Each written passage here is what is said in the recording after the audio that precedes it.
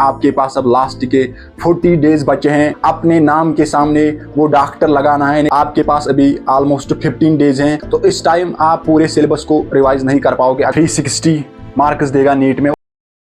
Hello everyone, myself Umar Ahmad Ganai. I hope कि आप सब ठीक होंगे।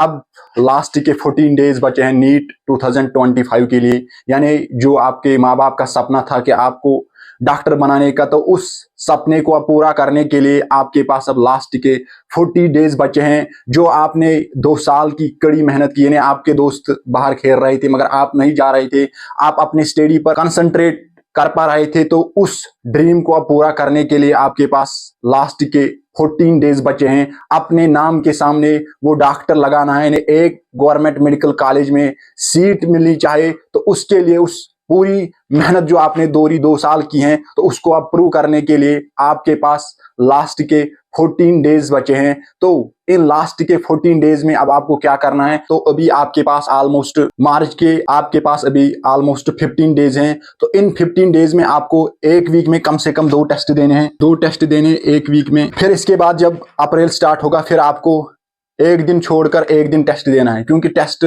बहुत ही इंपॉर्टेंट है। जो चैप्टर आपके वीक है उन पर आप फोकस कर पाओगे कि कौन से चैप्टर ऐसे हैं जो वीक हैं, तो टेस्ट के थ्रू आपको वो पता चलेगा कौन से ऐसे चैप्टर्स हैं, कौन से ऐसे सब टॉपिक्स हैं जो मुझे वीक है। और टेस्ट आपको एक ऐसा एनवायरनमेंट डेवलप करेगा कि जो आपको एग्जाम में मिलेगा। और जो सेकंड चीज है वो है टेस्ट एनालिसिस, क्योंकि टेस्ट एनालिसिस बहुत इंपॉर्टेंट है। इस टाइम आपके पास ऑलमोस्ट 14 डेज बचे हैं, तो इस टाइम आप पूरे सिलेबस को रिवाइज नहीं कर पाओगे अगर आप एक एक चैप्टर पढ़ने बैठोगे।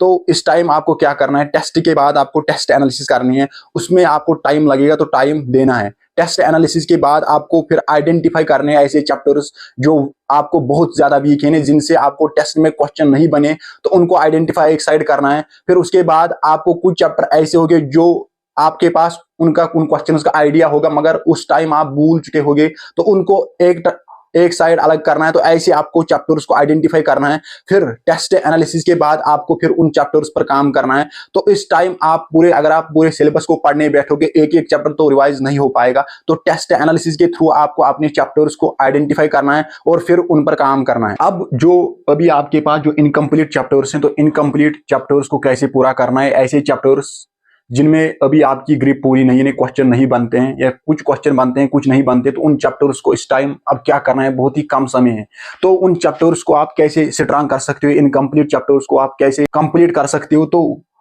इस टाइम आपको वन शॉट से काम चलाना पड़ेगा, क्योंकि इस टाइम आप बड़े बड़े लेक्चर नहीं देख सकते हो, क्योंकि आपके पास उतना टाइम नहीं है। तो वन शॉट देखने के बाद जो आपने वन शॉट में पढ़ा है, तो उसको अच्छे से फिर से रिवाइज करना है। फिर उसके बाद उस चैप्टर के पीवाईक्यूज लगाने हैं, और पीवाईक्यूज के बाद आपको ऐसे कुछ सिलेक्टेड क्वेश्चन करने हैं जो उस चैप्टर के आपको कंसेप्ट और ज्यादा स्ट्रांग बनाएंगे। तो ऐसे जो आपके अभी पेंडिंग चैप्टर्स हैं, ऐसे चैप्टर्स हैं जिनसे क्वेश्चन नहीं बनते हैं, तो वो आप इस तरीके से कंप्लीट कर सकते हो। अब 3 सब्जेक्ट्स आपके ऐसे हैं, एक बायो आपको 360 मार्क्स देगा नीट में, और ऐसे ऑर्गेनिक और इनऑर्गेनिक केमिस्ट्री इनका थोड़ा डिफरेंट अप्रोच होता है। जैसे कि आप फिजिकल केमिस्ट्री में जितने आप क्वेश्चन करोगे, फिजिक्स में आप जितने क्वेश्चन करोगे, उतने आपके कंसेप्ट स्ट्रांग हो जाएंगे। तो मोस्ट ऑफ द स्टूडेंट्स यही गलती करते हैं, वो बायो में भी बहुत सारे क्वेश्चन करने बैठते हैं, ऑर्गेनिक केमिस्ट्री में भी और इनऑर्गेनिक केमिस्ट्री में भी। तो इन 3 सब्जेक्टों में आपका अप्रोच क्या रहना चाहिए इस टाइम, ये अगर आपके बहुत ज्यादा स्ट्रांग हो गए तो आपके 650 मार्क्स आराम से आ जाएंगे। तो बायो में आपको ज्यादा से ज्यादा रिविजन करना है, एनसीईआरटी की हर चैप्टर को एक अच्छे से पढ़ना है।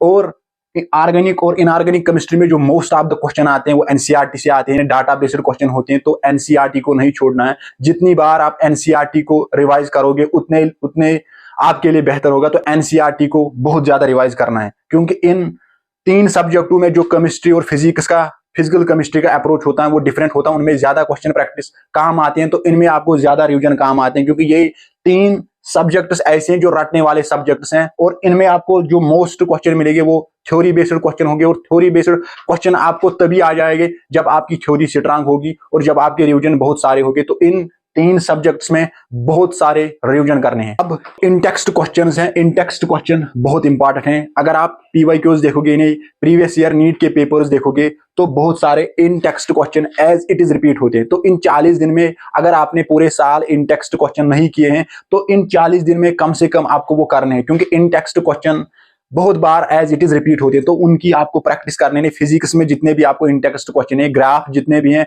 उनको एक बार नजर मारनी है। फिजिकल केमिस्ट्री में आपको जितने इन टेक्स्ट क्वेश्चन मिलेगी, या ऑर्गेनिक केमिस्ट्री में जो ट्रेंड्स का कभी क्वेश्चन आता है, तो उसमें जितने भी आपको इन टेक्स्ट क्वेश्चन मिलेंगे, तो वो आपको इन 40 दिन में करके डालने हैं। जो लास्ट चीज है, जो सबसे ज्यादा इंपॉर्टेंट है, कि वो ट्रस्ट ऑन योरसेल्फ, यानी अपने आप पर भरोसा करना है। तो आपको बहुत सारे लोग इस टाइम मिलेंगे जो आपको गिराने की कोशिश करेंगे, तो अपने आप पर भरोसा करना है। जो आप कर रहे हो उसको पूरे 100% मेहनत के साथ करना है, और जो मैंने इस वीडियो में बताया उनको फॉलो करना है। यानी क्वेश्चन प्रैक्टिस अच्छे से करनी है, टेस्ट अच्छे से देना है, और जो आप कर रहे हो अपनी प्रोसेस को एंजॉय करना है। और इस टाइम जो सबसे मोस्ट इंपॉर्टेंट थिंग है वो ये है कि अपने हेल्थ का ख्याल रखना है, क्योंकि अगर आप इस टाइम आपके सेहत का कुछ हो गया, तो आपकी जो 2 साल की पूरी जो मेहनत है, वो जो आपकी सैक्रिफाइस है 2 साल की, वो सारी वेस्ट हो जाएगी। तो इस टाइम आपको अपने सेहत का ख्याल रखना है, और अपने आप पर भरोसा रखना है कि मैं कर सकता हूं, मैं कर सकती हूं। अगर कोई भी आप पर भरोसा नहीं कर रहा है, तो अपने आप पर भरोसा करना है, और अपने सेहत का ख्याल रखना है, और नींद प्रॉपर लेनी है। 7 से 8 घंटे आपको नींद लेनी है। तो आई होप कि ये वीडियो आपको अच्छा लगा होगा। तो नेक्स्ट वीडियो के लिए बने रहें, तब तक के लिए ओके बाय।